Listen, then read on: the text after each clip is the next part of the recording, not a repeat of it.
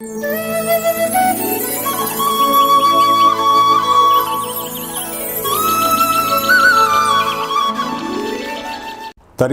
சுவிசேஷம், திருச்சபைக்கு சத்தியம்.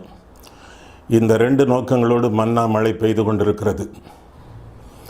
மன்னா மழையில் சங்கீத செய்திகள் என்ற தலைப்பில் வரிசையாக 1வது சங்கீதத்திலிருந்து 150வது சங்கீதம் வரை நாம் வேதபாட ரீதியிலே படித்து தியானிக்க இருக்கிறோம். இந்த மன்னா மழை செய்திகளை நீங்கள் மகிமை டிவியிலே நீங்கள் காணலாம். ஒவ்வொரு சனிக்கிழமையும் ஒவ்வொரு ஞாயிற்றுக்கிழமையும் மாலை 5 மணிக்கு இந்த மன்னா மழை உங்களுடைய வீட்டிலே பெய்யும். எனவே நீங்கள் அந்த நேரத்தை ஆண்டவருடைய சமூகத்தில் காத்திருந்து பயன்படுத்தி கொள்ளுமாறு உங்களை கேட்டுக்கொள்கிறோம். உங்களுடைய கேள்விகள், உங்களுடைய கருத்துக்கள், உங்களுடைய ஜெப குறிப்புகள் அனைத்தையும் வர இருக்கக்கூடிய இமெயில் முகவரியிலே, டெலிஃபோன் நம்பர்களிலே நீங்கள் வாட்ஸ்அப்பாக செய்தியாக எங்களிடத்தில் நீங்கள் பகிர்ந்து கொள்ளலாம்.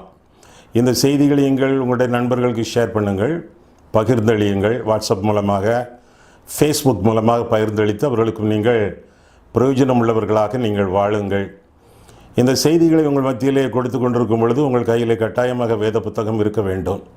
மன்னா மழை என்ற சேனல் வந்த உடனேயே உங்கள் வேதாகமத்தை உங்கள் கையிலே வைத்து அந்த செய்திகளை கொடுக்க கொடுக்க வேதத்தில் இருக்கக்கூடிய வசனங்களை நீங்கள் பாருங்கள். ஆண்டவர் உங்களை ஆசீர்வதிப்பாராக. ஆமென். மன்னா மழையில் நனைய மறுபடியும் உங்களை மன மகிழ்வுடன் வரவேற்கிறேன். சங்கீத புஸ்தகத்திலிருந்து இந்நாட்களிலே நாம் சங்கீதங்களை படித்து தியானித்து வருகிறோம். இதுவரை 32 சங்கீதங்களை குறித்து நாம் ஆராய்ந்து தியானித்திருக்கிறோம். இன்றைய நாளிலே 33வது சங்கீதம். இந்த சங்கீத செய்திகள் எவற்றையாவது நீங்கள் மிஸ் பண்ணியிருந்தால், தவற விட்டிருந்தால், இந்த சங்கீத செய்திகளின் தொகுப்பு யூடியூப்பில் கிடைக்கும். மற்றும் mahimaytv.com என்ற வெப்சைட்டிலும் நீங்கள் காண்பீர்கள். இவற்றையெல்லாம் நீங்கள் படித்து பயனடைய வேண்டுமாறும் உங்கள் நண்பர்கள், உறவினர்கள் அவர்களுக்கும் இந்த செய்திகள் கிடைக்கும் இடத்தை நீங்கள் சொல்லி அவர்களும் இவற்றை பார்த்து கேட்டு பயனடையுமாறு நீங்கள் ஊழியக்காரர்களாக அவர்கள் மத்தியில் விளங்க வேண்டும் என்றும் உங்களை அன்புடன் கேட்டுக்கொள்கிறேன். 33ஆம் சங்கீதம். இந்த சங்கீதத்தை குறித்து நாம் அடைப்புக்குறியிலே பார்த்தால் அங்கே அடைப்புக்குறியிலே ஒன்றுமே இல்லை. 32ஆம் சங்கீதத்தில் இருக்கிறது அடைப்புக்குறிக்குள்ளே மஸ்கீல் என்னும் தாவீதின் போதக சங்கீதம்.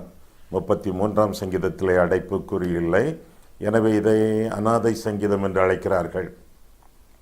யார் எழுதியது என்று தெரியவில்லை. ஆனால் நமக்கு தெரியும், வேத வாக்கியங்கள் எல்லாமே ஆவியானவரால் அருளப்பட்டிருக்கின்றன என்பதனாலே இது ஆவியானவருடைய சங்கீதம். வேத புத்தகத்திலே பரிசுத்த ஆவியானவர் இந்த சங்கீதத்தை இணைத்திருக்கிறார் என்பதை நாம் அறிவோம்.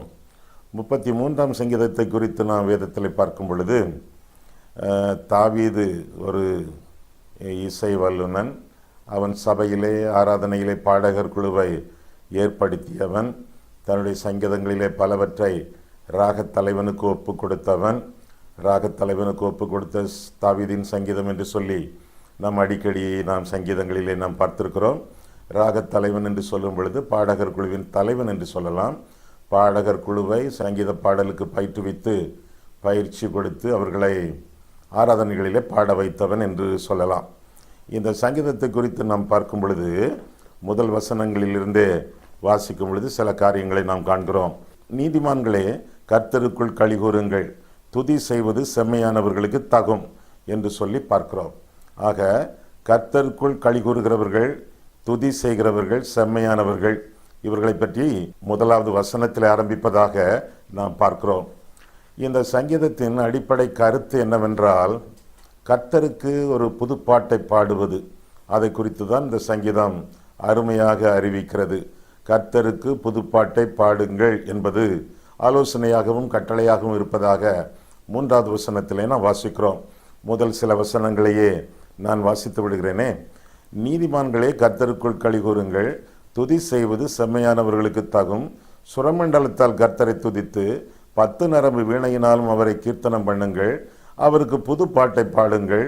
ஆனந்த சத்தத்தோட வாத்தியங்களை நேர்த்தியா வாசியுங்கள். கர்த்தருடைய வார்த்தை உத்தமமும் அவருடைய செய்கையெல்லாம் சத்தியமுமாய் இருக்கிறது என்று சொல்லி தொடர்ந்து நாம் பார்க்கிறோம். கர்த்தருக்கு புதுப்பாட்டை பாடுங்கள். கடந்த மாதத்தில் நாம் பாடிய புதுப்பாட்டு இன்றைக்கு பழைய பாட்டாகிவிட்டது. கடந்த வருஷத்தில் வந்த சில புதிய பாடல்கள் இன்றைக்கெல்லாம் பழைய பாடல்களாக மாறிவிட்டன. சில பாடல்களை நாம் மறந்து விட்டோம், சில பாடல்களை நாம் பாடுவதே இல்லை. அப்படின்னா இன்றைக்கு நாம் புதிதாக எழுதி பாடக்கூடிய பாட்டு நாளை தினத்தில் அது பழைய பாட்டாக மாறிவிடுகிறது. அப்போ ஒவ்வொரு தடவையும் இந்த சங்கீதத்தை நான் வாசிக்கும் பொழுது கர்த்தருக்கு புதுப்பாட்டை பாடுங்கள் என்று சொல்லும் பொழுது எந்த பாட்டு புதுப்பாட்டு, எதை நாம் புதிதாக பாடுவது என்ற கேள்வி நம் மத்தியிலே எழுகிறது. புதிய பாடல் என்றால் என்ன? ஏனென்றால் ஒவ்வொரு புதிய பாடலும் கொஞ்ச நாளிலே பழைய பாடலாக மாறிவிடுகிறது. புதிய பாடல் என்றால் என்ன? ஆண்டவர் நமக்கு தரக்கூடிய புதிய அனுபவங்கள், புதிய செய்திகள், புதிய வாக்குத்தத்தங்கள், புதிய நடத்துதல்கள், இவற்றின் அடிப்படையிலே அவ்வப்போது நாம் எழுதி பாடக்கூடிய பாடல்கள் புதிய பாடல்கள். இன்றைக்கு கூட பழைய பாடல்களாக காணப்படக்கூடிய சில கீர்த்தனை பாடல்கள், பாமாலை பாடல்கள், கன்வென்ஷன் பாடல்கள், பேரின்ப கீதங்கள் எல்லாமே அவ்வப்போது நமக்கு புதிய பாடல்களாகவே தென்படுகின்றன. அந்த பழைய பாடல்களுக்கு இணையாக கூட இன்றைக்கு சில புதிய பாடல்களாக எழுதப்படுகிறவை காணப்படவில்லை. பழைய பாடல்கள் தான். ஓல்ட் இஸ் கோல்டு என்று சொல்வார்கள். பழைய பாடல்கள் தங்கமயமானவை என்று சொல்கிறார்கள்.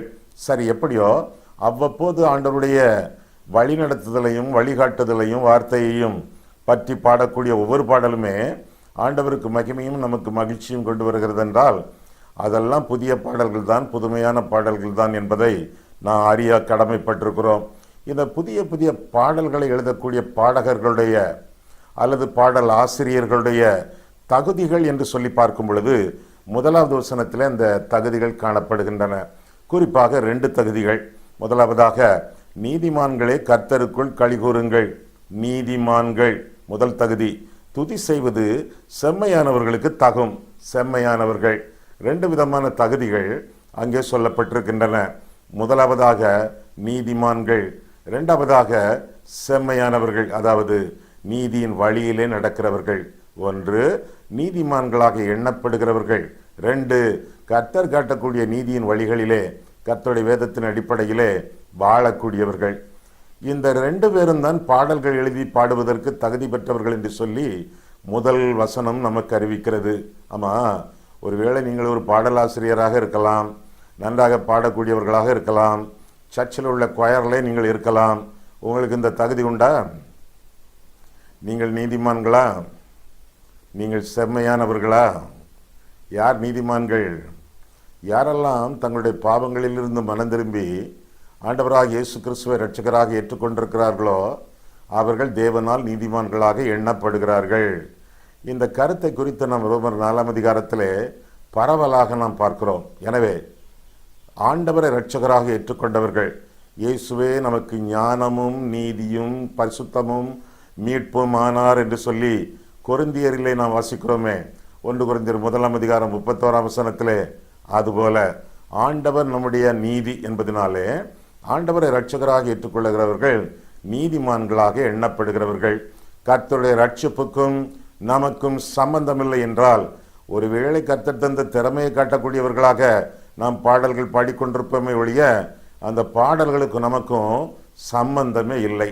சம்பந்தத்தோடு பாட வேண்டும் என்றால், உணர்ச்சி பங்க அனுபவத்தோடு பாட வேண்டும் என்றால் ஆண்டவருக்கு நமக்கும் உறவு இருக்க வேண்டும். அது நீடிய உறவாக இருக்க வேண்டும், நித்திய உறவாக இருக்க வேண்டும். பாவங்களிலிருந்து மனம் திரும்பி இயேசுவை இரட்சகராக ஏற்றுக்கொண்ட உறவாக இருக்க வேண்டும். இந்த உறவில்லாமல் பாடிக்கொண்டிருக்கிறவர்கள் அநேகர். இந்த உறவில்லாமல் சும்மா குரலை மட்டும் கடன் வாங்கி கிறிஸ்தவ பாடலை பாடக்கூடிய மற்றவர்களும் இருக்கிறார்கள். இதனாலே அவர்களுக்கு எந்த பிரயோஜனமும் இல்லை. எப்பொழுது பிரயோஜனம்? பாவங்களிலிருந்து மனம் திரும்பி இயேசுவை இருதயத்தில் இரட்சகராக ஏற்றுக்கொண்டு அவருக்காக வாழக்கூடியவர்கள். அவர்கள் ஆண்டவரால் நீதிமான்களாக எண்ணப்படுகிறார்கள். அவர்கள் பாடுகிற பாடல்கள் அருமையாக இருக்கும், ஆசீர்வாதமாக இருக்கும், ஆண்டவருடைய இருதயத்திற்கு ஆனந்தம் கொண்டு வரும். இரண்டாவதாக என்ன தகுதி அங்கே பார்க்கும் பொழுது செம்மையானவர்கள் என்று பார்க்கிறோம். நம்முடைய வழிகளிலே செம்மையானவர்கள், சுத்தமானவர்கள். நம்முடைய வழிகள் என்றால் என்ன? ஆண்டவர் காட்டக்கூடிய வழிகள். ஆண்டவர் காட்டக்கூடிய வழிகள் என்றால், 1 வேதம், அடுத்தது இயேசு. 1 வேதம், அவருடைய வேதம் நமக்கு ஒரு வழிகாட்டி, கால்களுக்கு தீபம் பாதைக்கு வெளிச்சம். ஆண்டவருடைய வசனத்தின் வெளிச்சத்திலே நாம் வழி நடக்கும் பொழுது செம்மையான இருதயம், செம்மையான வாழ்க்கை நமக்கு சொந்தமாகிறது. அது மட்டுமல்ல, நானே வழியும் சத்தியமும் ஜீவனுமாய் இருக்கிறேன் என்று கர்த்தர் சொல்கிறாரே, அவரை நம் வாழ்க்கையில ஏற்றுக்கொண்டு அவருடைய அடிச்சுவடுகளிலே பின்பற்றி வாழ வேண்டிய ஒரு வாழ்க்கை. ஒருவேளை ஒரு கடற்கரை மணலிலே கர்த்தர் நடந்து செல்கிறார் என்று வைத்துக் கொள்வோமே, அவருடைய காலடிகள் அங்கே பதிந்திருக்கும். அந்த காலடிகளை நீங்கள் உற்று பார்ப்பீர்கள் என்றால் அந்த காலடிகளிலே மத்தியிலே ஆணி பாய்ந்த தடங்கள், சின்ன சின்ன ஓட்டை போல அங்கே காணப்படும். ஆணி பாய்ந்த காலடிகள். ஆண்டவருடைய வழிகளை நாம் பின்பற்றி செல்கிறோம் என்றால் என்ன அர்த்தம்? பாடுகளை வாழ்க்கையிலே சுமந்து வாழக்கூடிய ஒரு வாழ்க்கை, சிலுவையின் அனுபவங்களை சிந்தித்து நம்முடைய ஜீவியத்தில் செயல்படுத்தக்கூடிய வாழ்க்கை, சிலுவை பாதை. கர்த்தருடைய பாதை என்பது செழுமை பாதை அல்ல, சிலுவை பாதை. ஆக சீரேசுநாதரை இருதயத்திலே சொந்தமாக்கி கொண்டு சிலுவை பாதையிலே நாம் வழி நடக்கும் பொழுது நீதிமான்களாக எண்ணப்படுகிறோம், செம்மையானவர்களாக நாம் வாழ்கிறோம். கர்த்தருக்கு பாட்டெழுதி பாட்டு பாட நாம் தகுதி பெறுகிறோம் என்று சொல்லி வேதம் நமக்கு தெளிவாக கற்றுக் கொடுக்கிறது. இதை மனதிலே வைத்துக் கொள்ளுங்கள். புதிதாக பாடல்கள் எழுதி பாடல் பாடுகிறவர்களிடத்திலே இந்த கேள்விகளை நீங்கள் கேளுங்கள். ஆமா, உங்களுடைய இருதயத்தில் இயேசு கிறிஸ்து வாழ்கிறாரா? நீங்கள் ஆண்டவர் காட்டிய திருமறையின் வழியிலே உங்களுடைய ஜீவியத்தை நீங்கள் வழி நடத்துகிறீர்களா என்று கேட்க வேண்டும். அதுதான் உங்களுடைய ஒரு முக்கியமான சுவிசேஷ ஊழியமாக இருக்கும். அது மட்டுமல்ல, அங்கே ஆண்டவரை துதிப்பதாக சங்கீதக்காரன் சொல்வதாகவும் அந்த பகுதியில் என வாசிக்கிறோம். நீதிமான்களை கர்த்தருக்குள் களி கூறுங்கள், துதி செய்வது செம்மையானவர்களுக்கு தகும். சுரமண்டலத்தினால் கர்த்தரை துதித்து 10 நரம்பு வீணையினாலும் அவரை கீர்த்தனம் பண்ணுங்கள். துதி செய்வது, அவருக்கு பாடல் பாடுவது, அவருக்கு இசையமைப்பது எல்லாமே அங்கே சொல்லப்பட்டிருப்பதாக அந்த வசனங்கள் நமக்கு கற்றுக் கொடுக்கின்றன. எதற்காக ஆண்டவருக்கு துதி செலுத்த வேண்டும், எதற்காக ஆண்டவரை ஸ்தோத்திரம் செய்ய வேண்டும் என்றால், இது கொஞ்சம் நீளமான சங்கீதமாச்சா? இந்த கருத்துக்களை வசன குறிப்போடு நான் சொல்லுவேன். உங்கள் கையில் வேதம் இருக்கிறதல்லவா? இல்லைன்னா எடுத்துட்டு வாங்களேன். சொல்ல சொல்ல வேத வசனத்தை நீங்கள் விரல் வைத்து வாசியுங்கள், விரல் வைத்து அப்படியே வாசியுங்கள். நான் சொல்லக்கூடிய வசன குறிப்பு, சொல்லக்கூடிய கருத்து, இதையெல்லாம் ஒப்பிட்டு பார்த்து விரல் வைத்து வாசியுங்கள். எதற்காக நாம் ஆண்டவரை துதிக்க வேண்டும் என்றால், கர்த்தருடைய வசனம் உண்மையானது, சத்தியமானது என்ற கருத்தை 4ஆம் வசனத்திலே பார்க்கிறோம். கர்த்தருடைய வழிகள் உண்மையானவை என்பதனாலே ஆண்டவரை ஸ்தோத்திரிக்க வேண்டும் என்று சொல்லி 4ஆம் வசனத்திலே மீண்டும் பார்க்கிறோம். அது மட்டுமல்ல, கர்த்தருடைய நீதி உண்மையானது என்று சொல்லி 4ஆம் 5ஆம் வசனங்களிலே மீண்டுமாக நாம் வாசிக்கிறோம். ஆண்டவருடைய கிருபைக்கு சொந்தக்காரர்களாக இந்த உலகத்திலே வாழ்கிறோம். கிருபை இல்லை என்றால் நம்முடைய வாழ்க்கையில வெறுமை, கிருபை இல்லை என்றால் ஒன்றுமே இல்லை. இல்லாத இடத்திலே இலவசமாக கொடுக்கப்படக்கூடிய, எண்ணப்படக்கூடிய ஈவு என்பது கிருபை ஆகும். இல்லாத இடத்துல, நம்மிடத்துல ஒன்றுமே இல்லை, இல்லாத இடத்துல இலவசமாக ஈயப்படுகிற, கொடுக்கப்படுகிற ஈவு கிருபை. நான் கிருபை பெற்றவன், நான் கிருபை உள்ளவன். எப்படி ஆண்டவர் எனக்கு அந்த கிருபையை தந்திருக்கிறார் என்று 5ஆம் வசனத்திலே பார்க்கிறோம்.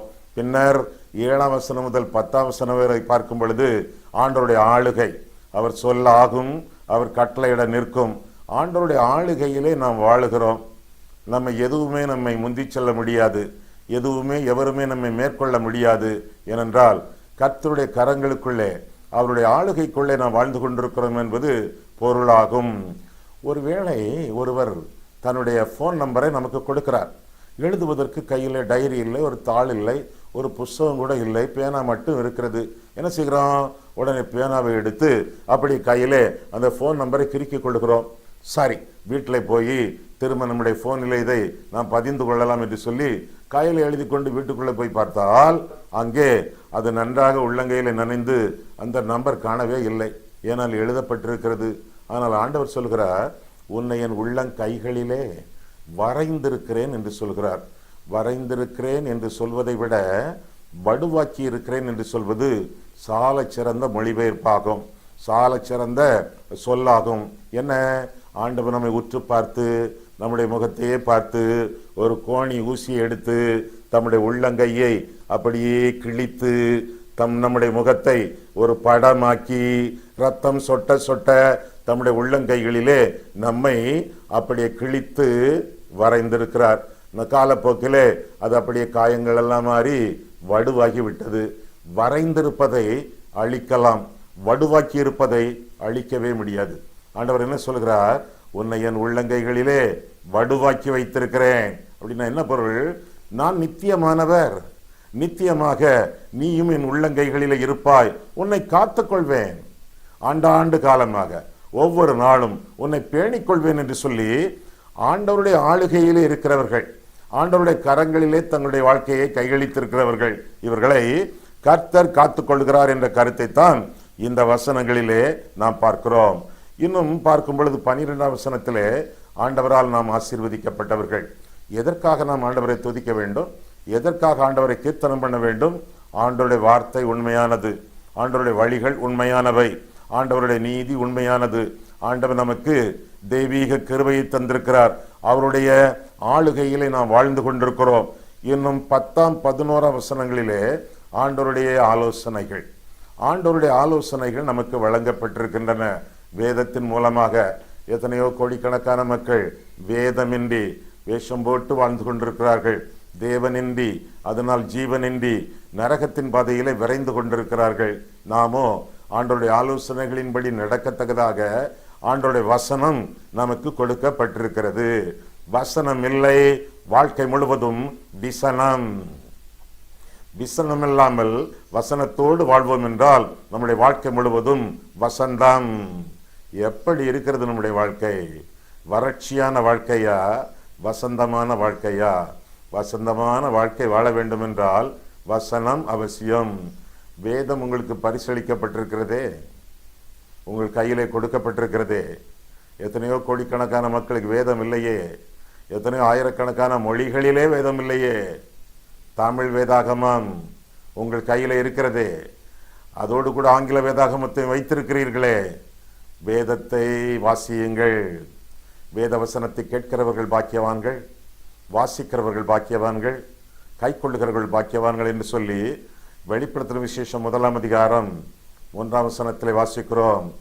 ஆண்டவருடைய ஆலோசனைகள், எல்லா ஆலோசனைகளும் பொய்த்து போனாலும், ஆலோசகர்கள் நம் கைவசம் இல்லாவிட்டாலும், கர்த்தர் நம்மோடு இருந்து தம்முடைய வசனத்தின் மூலமாக ஆலோசனைகளை நமக்கு வழங்கி கொண்டிருக்கும் பொழுது அந்த ஆலோசனைகளை செவி மடுத்து அவற்றிற்கு கீழ்ப்படிந்து வாழ வேண்டியது நம்முடைய கடமை என்று சொல்லி வேதம் நமக்கு தெளிவாக கற்றுக் கொடுக்கிறது.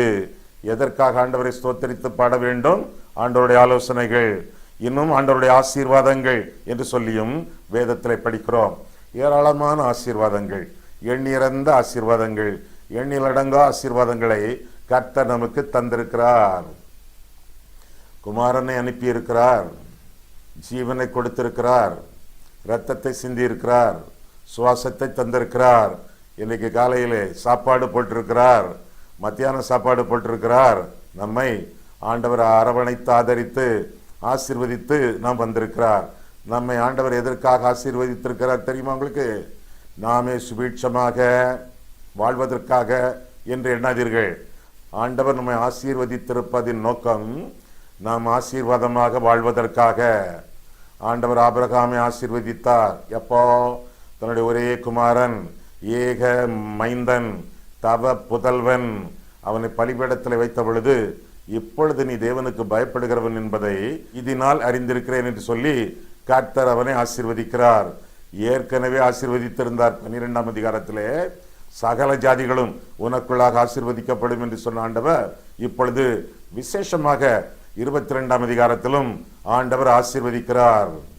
ஆபிராம் என்றால் தகப்பன் என்ற அர்த்தம், ஆபிரகாம் என்றால் திரளான ஜாதிகளின் தகப்பன் என்ற அர்த்தம். ஆபிராமை ஆண்டவர் ஆபிரகாமாக ஆசீர்வதித்தார். எதற்கு ஆசீர்வாதம்? அவனுக்காக மட்டுமல்ல, அவனுடைய குடும்பத்திற்காக மட்டுமல்ல, திரளான ஜாதிகளுக்கு அவன் ஆசீர்வாதமாக இருக்கத்தக்கதாக தேவன் அவனை ஆசீர்வதித்தார் என்று சொல்லி வேதத்தில் வாசிக்கிறோம். ஆமா, மற்றவங்களுக்கு நீங்க ஆசீர்வாதமாக இருக்கீங்களா? அடுத்தவங்க ஆத்தும ரட்சிப்புக்காக ஜெபம் பண்றீங்களா? அவர்களுக்கு நீங்கள் உதவி செய்கிறீர்களா? ஏழைகளுக்கு இறங்குகிறீர்களா? இல்லாதவர்களுக்கு வழங்குகிறீர்களா? ஆஸ்பத்திரியில் சில வாரங்களாக கிடக்கிறார்களே, அவர்களை எல்லாம் போய் பார்த்து விட்டு வந்திருக்கிறீர்களா? அடுத்தவர்களுக்கு ஆசீர்வாதமாக இருக்கத்தக்கதாக ஆண்டவர் நம்மை ஆசீர்வதித்திருக்கிறார். அணைக்கட்டுகளாக நாம் வாழக்கூடாது, கால்வாய்களாக வாய்க்கால்களாக வாழ வேண்டும்.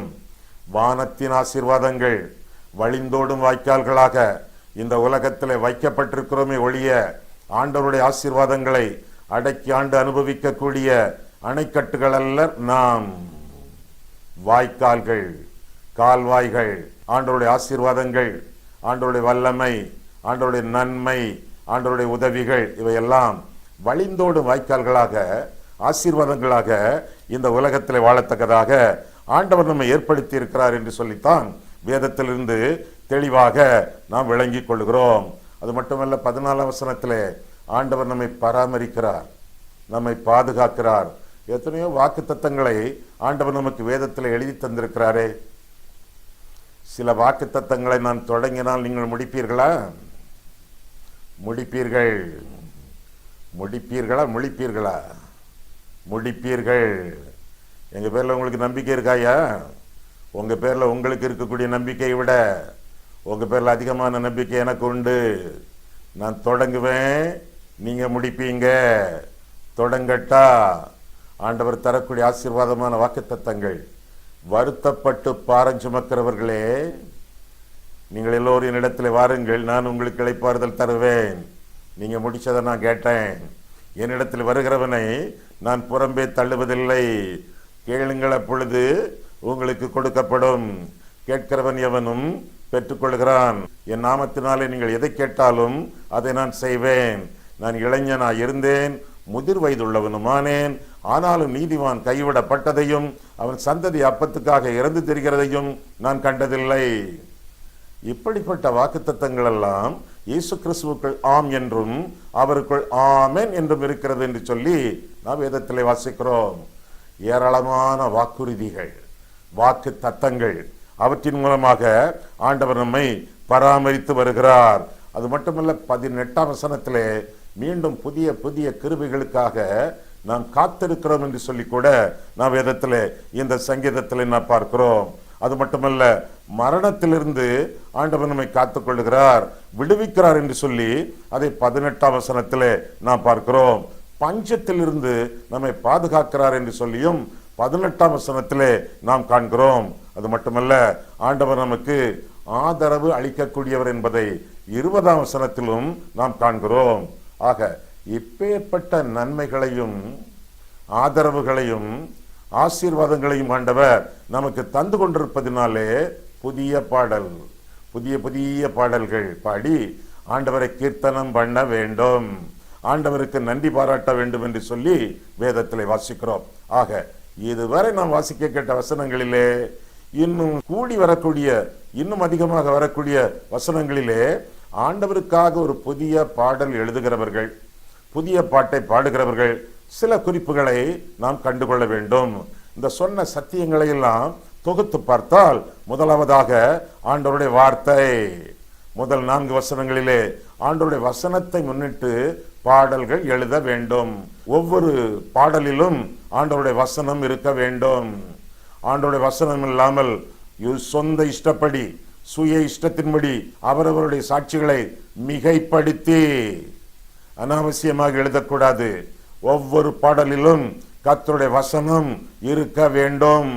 இரண்டாவதாக 5ஆம் வசனம் முதலாக பார்க்கும் பொழுது ஆண்டவருடைய வல்லமை அங்கே விளங்க வேண்டும். அவர் சொல்லாகும், அவர் கட்டளையிட நிற்கும் என்று சொல்லி தொடர்ந்து ஆண்டவருடைய வல்லமை கிரியைகளை நாம் காண்கிறோமே. ஆண்டவர் செய்த நன்மைகள், அவருடைய வல்லமை கிரியைகள் எல்லாம் வழிந்தோடத்தக்கதாக அந்த பாடல் அமைந்திருக்க வேண்டும். ஆண்டவருடைய வல்லமையை நினைத்து போற்றி புகழ்ந்து பாடல்கள் விளங்க வேண்டும். அது மட்டுமல்ல, இன்னும் தொடர்ந்து வாசிக்கும் பொழுது ஆண்டவருடைய வழிகள் அங்கே காட்டப்பட வேண்டும். முதலாவதாக ஆண்டவருடைய வார்த்தை, இரண்டாவதாக ஆண்டவருடைய வல்லமை, மூன்றாவதாக ஆண்டவர் காட்டும் வழிகள், இவையெல்லாம் பாடல்களிலே பொருந்தி இருக்க வேண்டும். சும்மா சவட்டு மேனிக்கு எதையாவது ஒன்று எழுதி நல்ல ராகம் போட்டு பாடக்கூடாது. அநேக பாடல்கள் இன்றைக்கு திருச்சபைகளிலே டப்பாங்குத்து பாடல்களாகவும் குத்து பாடல்களாகவும் இருக்கின்றன. பொருட்செறிவுள்ள, திருமறை அறிவுள்ள பாடல்கள் ரொம்ப குறைவு. குறிப்பாக புது பாடல்களிலே ஆண்டவருடைய வசனம், ஆண்டவருடைய வல்லமை, ஆண்டவருடைய வழிகள் பாடல்களிலே காட்டப்பட வேண்டும். மனதிலே வைத்துக் கொள்ளுங்கள். இன்னும் தொடர்ந்து பார்க்கும் பொழுது எப்படி ஆண்டவரை துதி செலுத்த வேண்டும் என்று பார்க்கும் பொழுது 20ஆம் வசனத்திலிருந்து நாம் காண்கையிலே என்ன பார்க்கிறோம்? நம்முடைய ஆத்துமா கர்த்தருக்கு காத்திருக்கிறது, அவரே நமக்கு துணையும் நமக்கு கேடகுமானவர். அவருடைய பரிசுத்த நாமத்தை நாம் நம்பி இருக்கிறபடியால் நம்முடைய இருதயம் அவருக்குள் களிகூரும். கர்த்தாவே, நாங்கள் உம்மை நம்பி இருக்கிறபடியே உமது கிருபை எங்கள் மேல் இருப்பதாக என்று சொல்லி சங்கீதம் முடிகிறது. சரி, ஆண்டவரை துதித்து நாம் பாடுகிறோம். எப்படியெல்லாம் இந்த துதி அமைந்திருக்க வேண்டும் என்று சொன்னால், ஆண்டவருக்கு காத்திருந்து ஆண்டவரை துதிக்க வேண்டும். ஆண்டவருடைய சமூகத்திலே அவர் நன்மை செய்வார் என்று காத்திருந்து ஆண்டவரை நாம் துதிக்க வேண்டியது நம்முடைய கடமை. அது மட்டுமல்ல, 21ஆம் வசனத்திலே இன்னும் களிகூறுதலின் ஆவியோடு, சந்தோஷத்தின் ஆவியோடு ஆண்டவரை துதிக்க வேண்டும் என்று சொல்லி நாம் பார்க்கிறோம். முதலாவதாக காத்திருந்து துதிக்க வேண்டும், இரண்டாவதாக களி கூர்ந்து துதிக்க வேண்டும். ஏன்? நாம் எதற்காக காத்திருக்கிறோமோ அது தேவனுடைய சித்தப்படி உடனே நடக்கும், படிப்படியாக நடக்கும், ஆண்டவருக்கு சித்தமான வேளையிலே நடக்கும். காத்திருந்து களி கூர்ந்து துதிக்க வேண்டும். அது மட்டுமல்ல, கர்த்தருடைய சமூகத்திலே ஜெபத்தோடு தரித்திருந்து ஆண்டவருக்கு துதி செலுத்த வேண்டும். காத்திருந்து களி கூர்ந்து கர்த்தருடைய சமூகத்தில் ஜெபத்தோடு தரித்திருந்து ஜெபிக்க வேண்டும், துதிக்க வேண்டும் என்று சொல்லி இந்த சங்கீதம் தெள்ள தெளிவாக நமக்கு அறிவிக்கிறது. ஆண்டவருக்கு காத்திருப்பதினாலே அந்த காத்திருத்தலின் அனுபவம் நம்மை ஆயத்தப்படுத்துகிறது. அது மட்டுமல்ல, ஆண்டவரை உண்மையாக ஆவியோடு உண்மையோடும் ஆராதிப்பதற்கு நம்மை ஆயத்தப்படுத்துகிறது. அது மட்டுமல்ல, ஆண்டவரிடத்தில் அதிக நம்பிக்கையும் அதிக விசுவாசத்தையும் இந்த காத்திருக்கும் வேளை நமக்கு கொண்டு வருகிறது. அது மட்டுமல்ல, பெரிய ஆசீர்வாதம் இந்த காத்திருப்பதின் மூலமாக கிடைக்கிறது.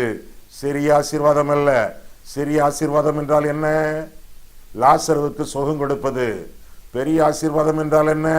லாசருவுக்கு ஜீவன் கொடுப்பது. காத்திருத்தலின் மூலமாக பெரிய ஆசீர்வாதம் நமக்கு கிட்டுகிறது. காத்திருப்பதன் மூலமாக கர்த்தரை சார்ந்திருக்கோம். உலக பிரகாரமான மனிதர்களை அல்ல, நம்முடைய சொந்த புத்தியோ சக்தியோ அல்ல, அல்லது ஜோசியக்காரனையோ அல்ல, அல்லது யாரோ ஒரு ஊழியக்காரனை அல்ல, கர்த்தரையே சார்ந்திருக்கக்கூடிய ஒரு ஜீவியம் காத்திருத்தலின் அனுபவமாக விளங்குகிறது. மேலாக ஆண்டவரிடத்திலே உறுதியான ஒரு நம்பிக்கையை காத்திருத்தலின் அனுபவம் நமக்கு கொண்டு வருகிறது. மேலாக கர்த்தருக்கு காத்திருக்கிறவர்கள் புது பலன் அடைவார்கள் என்று ஏசாயா 40:31 வாசிக்கிறோமே. இப்போ இருக்கக்கூடிய பலன் போதுமா? போதாது.